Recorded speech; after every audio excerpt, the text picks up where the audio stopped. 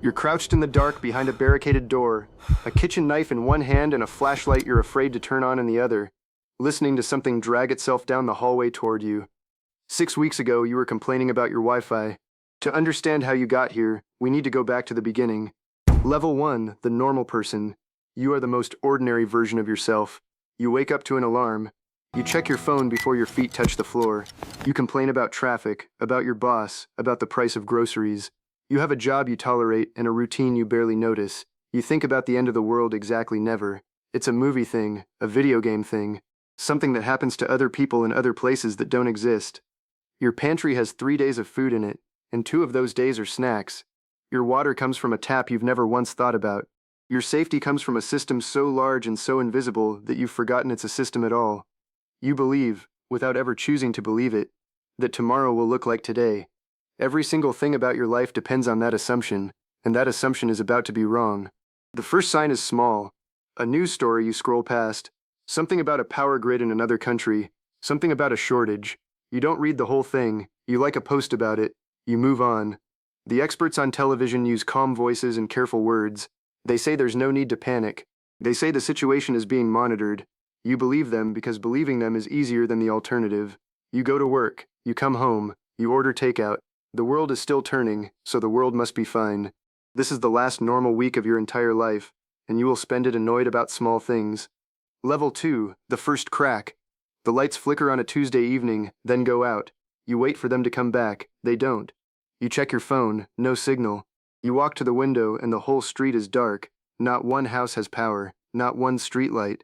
You stand there for a long time, waiting for the hum of the refrigerator to start again, waiting for the comforting glow to return. It doesn't. You tell yourself it's a blackout. You've had blackouts before, they last a few hours. You light a candle you found in a drawer. You go to bed early because there's nothing else to do. You are still calm. You are still the normal person. You have no idea that the version of you who goes to sleep tonight is the last easy version there will ever be. By morning, it's still out. The water pressure is weak, then gone. Your phone is a dead rectangle of glass. You walk outside and your neighbors are standing in the street in their pajamas, doing the same thing you're doing, looking around as if the answer is somewhere in the air. Somebody has a battery radio. A crowd forms around it. The broadcast is fragments. Words like cascading failure. Words like remain in your homes. Words like until further notice. You feel the first cold drop of something in your stomach. It isn't fear yet. It's the absence of certainty, which is the thing fear grows out of. You go to the store. So does everyone else. Level 3, the panic. The grocery store is a war zone by the time you arrive, and you arrived early. The shelves are already half empty. People are pushing carts loaded past the brim, grabbing things they don't even need, grabbing them because someone else might. There's a fight by the water. An actual fight. 2 grown men shoving each other over the last case of bottled water, while a teenage employee stands frozen and useless. You grab what you can. Canned food, whatever's left. A bag of rice somebody dropped. You don't have cash and the card readers are dead. But nobody's really stopping anyone anymore. The veneer is already gone. It took less than 48 hours. You walk home faster than you came, clutching your bags, not making eye contact, suddenly aware that the people around you are no longer neighbors. They're competition. That night you do the math for the first time. You lay out everything you have on the kitchen counter, and you count it. Food for maybe 2 weeks if you stretch it. Water for a few days. No way to cook once the gas runs out. No way to know what's happening beyond your own street. You realize, sitting there in the candlelight, that nobody is coming. There is no number to call. There is no authority on its way. The system that carried your entire life without you noticing has stopped, and the silence it left behind is the loudest thing you've ever heard. You don't sleep. You sit by the window, and you watch the dark street, and you wait for something, anything, to tell you what to do. Nothing does. Level 4, the realization. By the end of the first week, the city has changed its smell. Smoke, somewhere. Garbage, everywhere. The sound has changed too. No engines, no hum of electronics, just voices in the distance, and sometimes screaming, and sometimes, worse, total silence. You've rationed your food down to 1 meal a day, and you're already lightheaded. You've started drinking water you're not sure is clean. Your body is learning what hunger actually is, the real kind, the kind that doesn't go away when you ignore it. You think about the takeout you didn't finish 2 weeks ago. You think about the food you threw away over the course of your entire life, and you feel something close to grief. You see your first body on day 9. An older man, on the sidewalk, 3 houses down. Nobody's moved him. Nobody's coming to move him. You stand at your window and you understand that the rules are gone, all of them. The spoken ones and the unspoken ones. The ones you never even knew were holding everything together. There are no consequences anymore, except the immediate physical kind. There is no future to plan for, only the next hour and the one after that.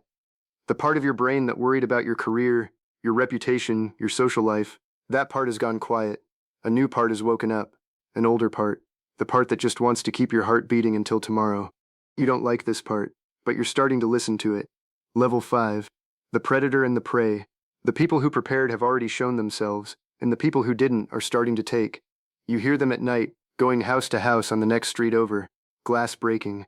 Doors kicked in. You barricade your own door with the kitchen table and the bookshelf and everything heavy you own. You sit in the dark with the kitchen knife you've started carrying everywhere, even to the bathroom. You've stopped thinking of it as a kitchen knife. It's a weapon now, the only one you have, and the fact that you think about it that way tells you exactly how far you've fallen from the person who complained about Wi-Fi 6 weeks ago. The choice comes whether you want it or not. A man tries your door on the 11th night. You hear him testing it, pushing, the barricade groaning.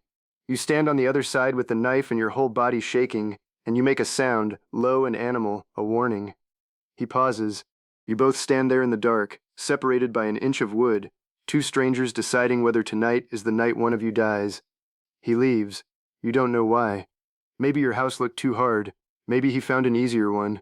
You slide down the wall and you sit on the floor until the sun comes up. And you understand now that survival isn't about being strong. It's about being a worse target than the person next to you. The world has become a question of who's easier to take from, and you are learning, fast, how to look like a bad answer. Level 6, the hard choices. Your food runs out in the 3rd week. There's no stretching left to do. You have to leave the house, the one safe place you have, and go out into the thing you've been hiding from. You wait until the gray hour before dawn. You move along walls, through backyards, the way some instinct you didn't know you had tells you to. You find a house that looks empty, and you do the thing you swore you'd never do. You break in, you take their food, your hands shake the whole time, and you whisper an apology to a family who isn't there, who might be dead, who might be doing this exact thing to someone else's house right now. You carry the cans home pressed against your chest like a newborn. You eat that night for the first time in 2 days, and you cry while you do it. Half from relief and half from what you've become. You meet another survivor on one of these runs. A woman, alone, as scared of you as you are of her. You both freeze, weapons half raised, doing the calculation. And then, for no reason either of you could explain, you lower them. You talk. You trade. She has matches. You have a can opener. It's the first human conversation you've had in 2 weeks that wasn't a threat, and it almost breaks you how badly you needed it. You learn her name. You learn that 2 people watching each other's backs survive longer than 1 person watching their own. The math of the apocalypse has a new variable now. Trust, the most dangerous thing you can offer, and the only thing that gives you a real chance. Level 7, the new order. The ones who organized have started to rule. You hear about them before you see them. A group that's taken the old school building, the ones with the guns, the ones who decide who eats and who doesn't. They offer protection, they offer food.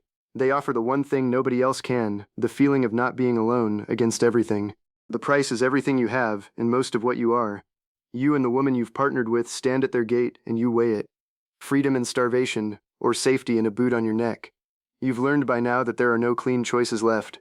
There's only the least bad one, made fast, in the dark, with your life on the line. You go in.